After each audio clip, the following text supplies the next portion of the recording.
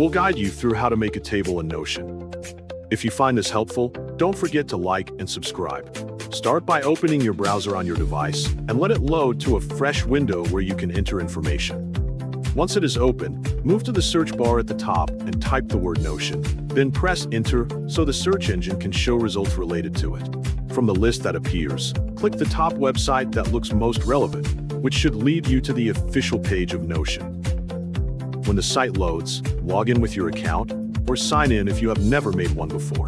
After you get inside the workspace, look to the left side of the screen and find the Add New button. Then click it to start building a fresh page. Choose the Empty Page option so you can begin with a blank layout that you can shape as needed. Once the page opens, find the three dots below and click them to bring up more choices. From the options shown, select Table so the page changes into a table view. Inside the table, you can change the name of each column by clicking the header and typing a new name that fits your plan. On the right, you will see a place where you can add a property, so click it and enter a name for that property. After that, select the property type that matches what you want to store.